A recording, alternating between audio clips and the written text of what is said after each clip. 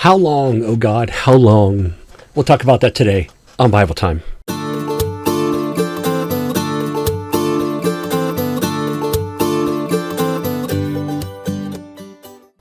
Hello again, everyone. Thank you for joining me for Bible Time. You know, in this Bible reading program that I'm engaged in with the church where I serve Jesus, we just passed Psalm 77, and somebody, asked about it, and I believe his question was just about the author, but I thought, let's just talk a little bit about Psalm 77, because it's a song of lament, and it's saying, how long, God, is your grace gone? Bad things seem to be happening. Where's God? Oh, how many times have I asked that question? Have you ever asked that question? Why, God? Why did you allow this to happen? I mean, after all, you can prevent it, right? God can prevent anything from happening. So why doesn't he? Oh my goodness, if we could have in our minds the vastness of who God is and what he can do, and that if we understood the things that he understood, it would literally blow our mind up. I mean, it would be blown. We are an image of God. We are not God. We are an image. Let me give you an example that I often like to use. I would someday love to have a Corvette, but for now I have to settle for the little tiny Matchbox car or Hot Wheels car, Corvette. That's as close as I'm going to get right now. It does not have the same power as the real thing. It cannot do everything that the real thing can do. I can push it and it will go across the floor, but I can't put gas in it and drive it somewhere. Can't drive it to the beach. So it's an image. It's limited in its ability. We are very limited in our knowledge and understanding.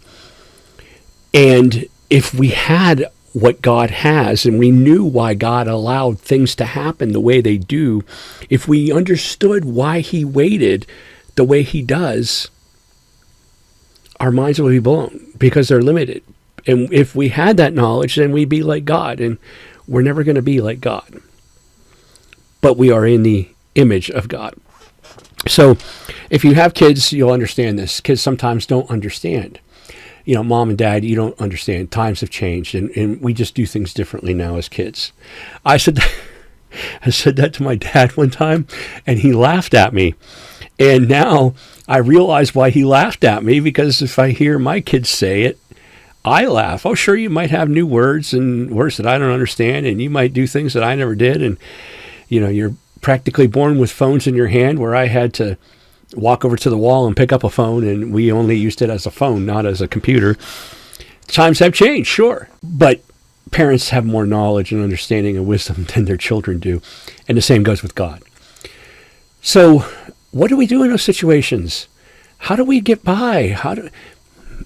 Romans 12:2 tells us to be ye transformed by the renewing of your mind. Now, there's a lot that I can say about this, and I don't have time in just this limited Bible time to say all about what it means to renew your mind. But let me tell you this.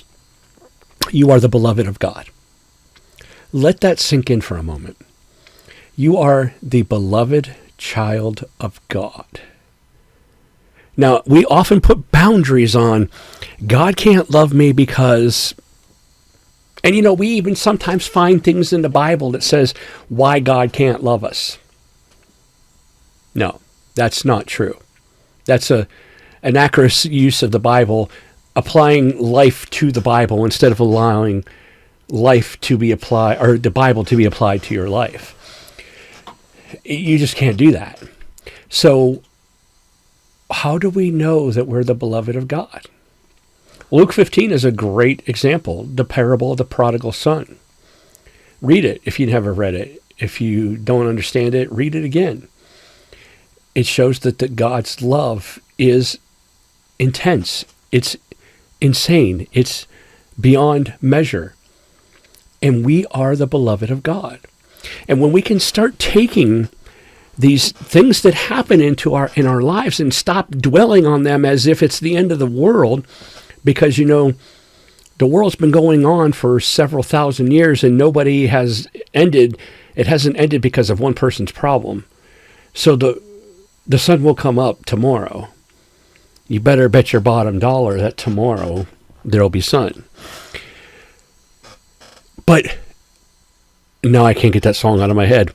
But anyway, what I'm saying is, to understand us as the beloved of God is to take our problems and not hide behind them and not hold them and say, woe's me. It's to take our problems and say, look, this is awful.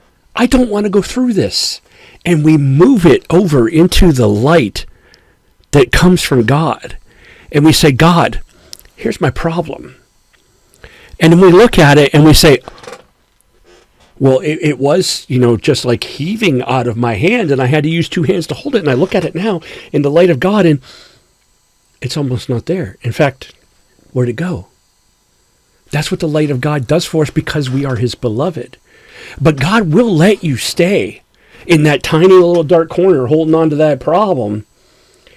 And without light exposing on it, it will look huge. He'll let you stay there. But if we move out of that and not say things like, God, are you holding my eyelids open so that I can't sleep? Say, God, I can't sleep. I'm bringing this to you.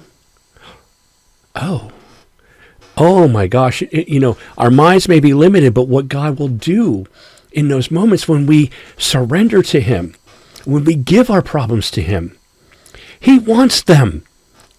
Because compared to him, they don't exist. They're so tiny you can't see them.